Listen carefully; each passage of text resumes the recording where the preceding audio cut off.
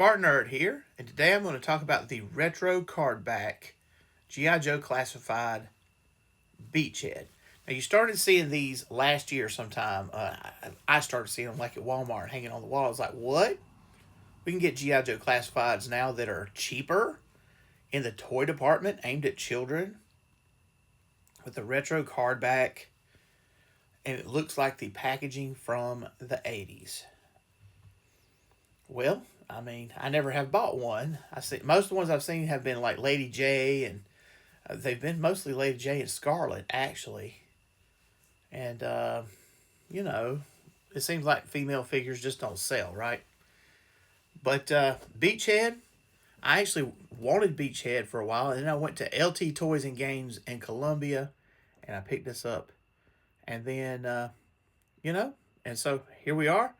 I'm gonna let you know what we have in the package, but you can see everything you get, a nice blister bubble, and all the weapons and stuff inside. The back of the card also reminds you of the 80s in that you have some cross-sell art for other figures and offerings, and then you also have the bio card, which has a big, nice, like driver's license kind of picture. And it tells you his real name and his bio, but it's minimal. And this is my complaint. It is a much larger bio card than we had in the 80s, but they filled it up with the different language versions. And I would like to just have more information that I can read and understand. I don't know what the right solution is. I mean, obviously, other people that speak languages besides English should have access to the bio information. Maybe I would prefer it to be, different. Like, okay, this is the foreign language version of French or whatever. But that's not what they did. And that just means that the amount of details we have suffers. But it looks nice. If you want to keep your beachhead mint in the card, hang it on your wall, you're going to get those like nostalgic vibes whenever you see him. I'm taking him out of the box and hanging onto the card. Just, maybe I'll cut it up or maybe I'll just collect it. But it's cool. It's a cool thing. It's cool to have. When I was a kid, I would try cutting these things out, but inevitably it would get thrown in the trash by probably my mom. So, pieces of paper laying around in the room, whatever. All right, so Beachhead out of his packaging. All right, so, um, he's super stiff. I had to really, especially his legs, I actually had to use the hair dryer on his legs. So you can see everything. He's armed with every single thing right now except for his crossbow. Now, my son in the military tells me that crossbow is probably fictitious. And that seems on par for the Joes. Came with a figure stand, which I appreciate, but it doesn't work well with these boots. The pegs are too big for the holes. This machine gun he's holding, the magazine comes out, and so does the silencer on the end. That screws off. That also could be something that prevents the barrel from getting overheated. I'm told that this is probably also a fictitious weapon. Now, Beachhead is wearing always, of course, riot gear, and I went back and watched the GI Joe movie. Actually, I watched it 2 days ago. And so that's one time in about 10 years that I've watched it. As a kid, I watched it all the time.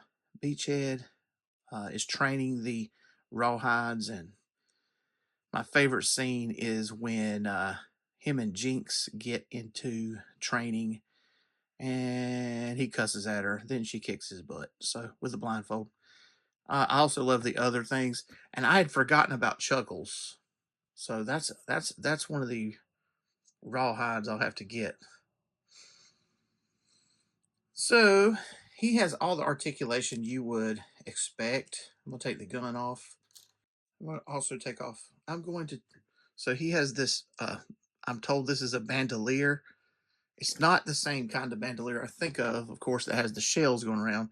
Instead, he's carrying ammo in these ammo cans around his neck, and that is tear gas, I think, that I have attached to the strap. Could just be some kind of grenade, but since he's always wearing riot gear, I just seem to think it is tear gas.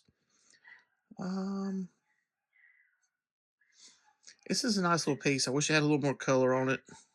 I didn't even know what it was, and my son told me. It's just another type of ammo case. Back to his articulation.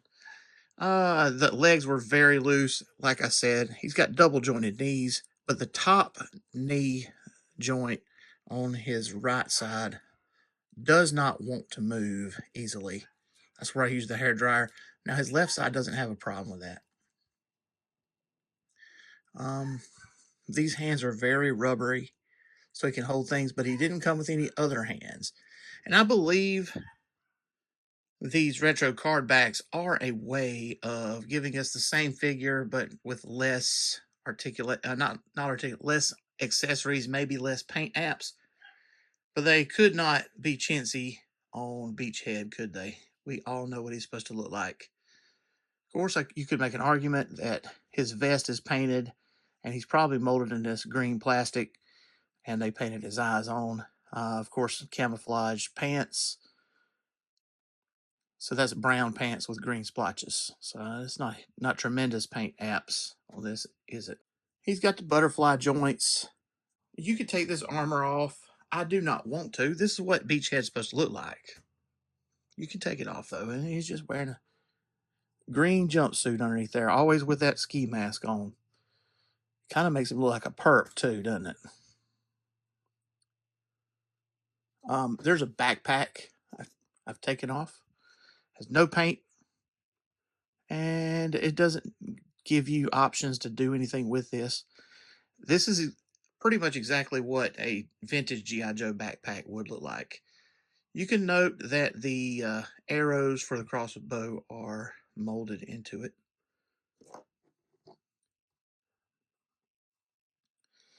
And his knives, he's got two knives, one on his boot, one right here on his side. The one on the side has some paint on the, well, they both have paint on the blade.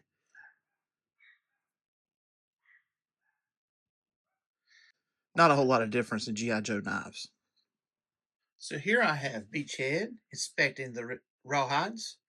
And, I don't have Chuckles or Big Lob, the other, or Lieutenant Falcon. Now, I've seen Lieutenant Falcon, and I just didn't pick him up. I probably should have when I picked up Beachhead. But anyway, he's inspecting them and sizing them up, I guess. Remember, he goes to Chuckles and says, "Good to see one of you is a real soldier," or something like that, right? And I could see Beachhead saying that since he's wearing his riot gear all the time. So here's Beachhead versus Cobra Commander.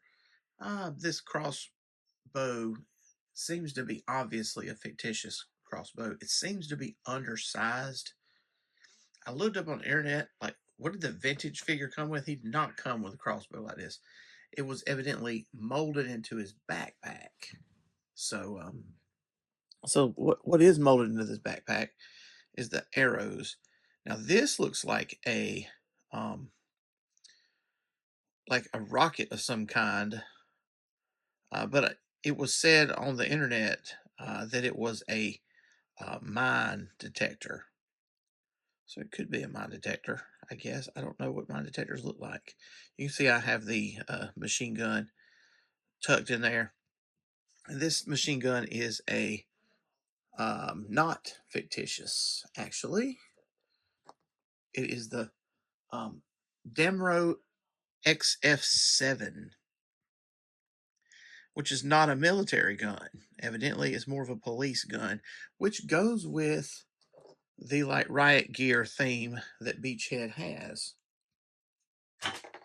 And there goes his backpack falling off. Thing about this Damro XF7.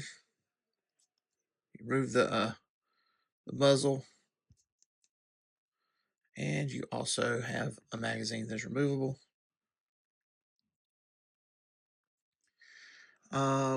Evidently this part of the back should be removable, but it's not removable on this toy. So, and now Beach Head better look out because Cobra Commander is going to get a drop on him. Here's Beach Head with a couple of my recent favorites. This is uh, Turtles of Grayskull Skella Shredder and Shooter, G.I. Joe Classified Night Force Shooter. And so we're showing the pistol off that Beachhead has. It's roughly similar to the one Shooter has. Now, we know what's going to happen here. Shredder is going to probably use a sword and deflect all the bullets that they have. And, you know, he's going to kick their butt. That's just how Shredder rolls. He's got the plot armor like that, right? But he won't kill them.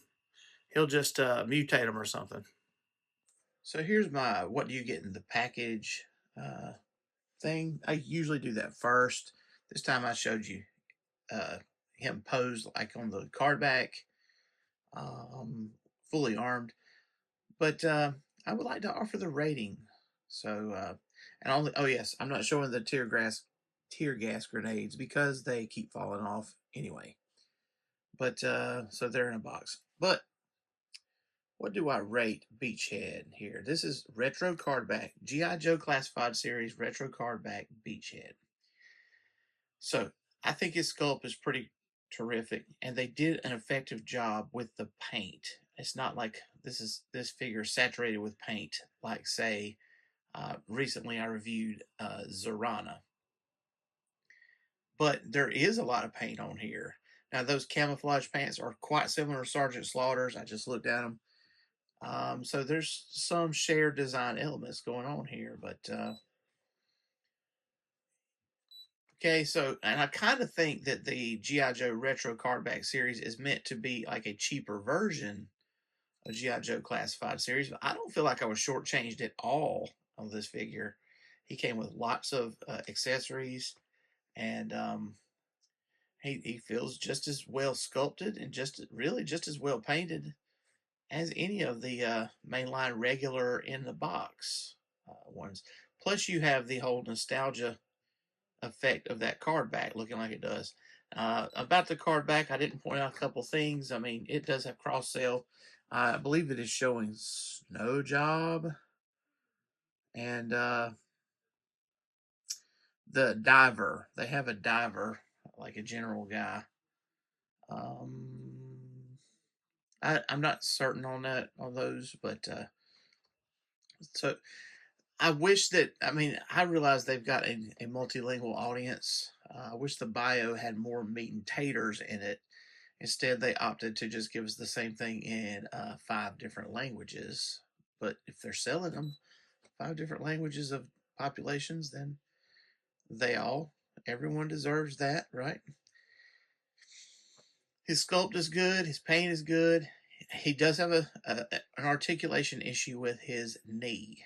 And I haven't really been able to work that out without a lot of force. So that's a stupid problem, and I'm going to mark a point off of that. He's got good accessories, though, and he has the feels point because this is Beachhead. He is the drill sergeant for the Renegades in the movie. He is an awesome guy, and he also drops the SH bomb on live TV. Well, not live TV, but broadcast TV in a kid's show. So how about that, huh? Beachhead gets the feels point because he's that much of a rebel.